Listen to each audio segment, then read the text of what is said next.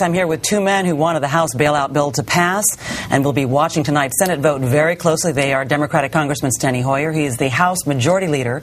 And also we are joined by Congressman Roy Blunt, who is the House Republican Whip. Gentlemen, good morning. Good to be with you. What is clear is this nation is in a crisis, and the longer we wait, the worse it's going to get. So the first question is, any doubt that this revised bill will pass the Senate tonight, Congressman? Well, I think the Senate thinks it has the votes, and people are coming back for it, and I think it probably will pass. If it passes, there is expectation, as you say, that it will. How quickly could it be before the House? Well, the House and Senate have been in discussions, but the House has been in discussions.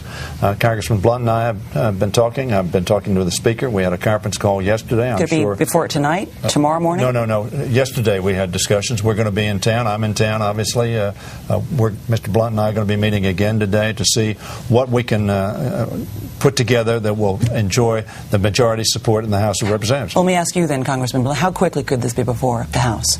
Well, it should be before the House as quickly as we can get it done. You don't think you can get it before the House before the end of the week? I do think we can, but we shouldn't set any artificial timeline here. That was one of our problems even on Monday. And I think three things have happened since Monday that help us.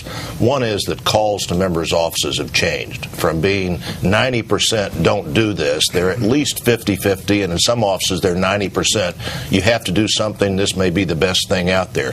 The FDIC change, I think, is helpful for many of our members on both sides of the aisle.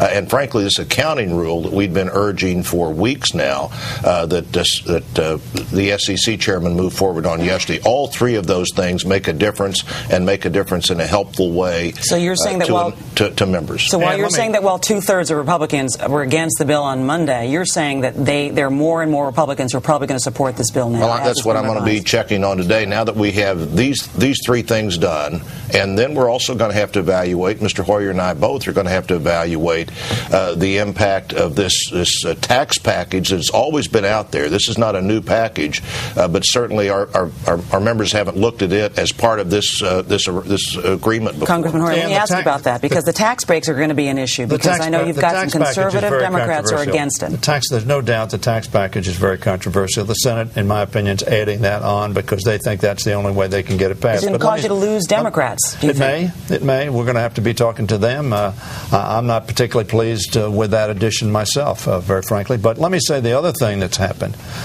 is that the American public, I think, in the last 48 hours has come to view this as something that affects them personally. They saw their 401k plan, for instance, very substantially reduced in value on Monday. Now, it came back a little bit yesterday and I think the reason it came back is because we have all indicated this crisis has not gone away, and we're not going to go away. We're going to work on this until we address it.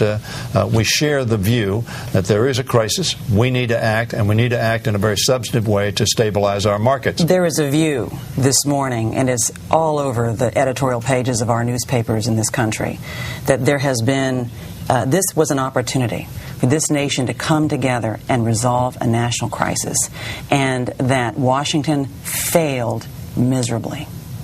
What do you say to those who are writing this morning, who are thinking this morning, that what we have seen so far in Washington has been a failure in leadership? Well, in the agreement we negotiated, I think actually that was a time when Washington did come together.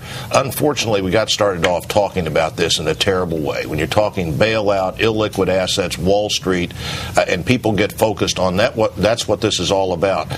We didn't have time to turn this around to what the final product really was. Guarantees for taxpayers, a workout.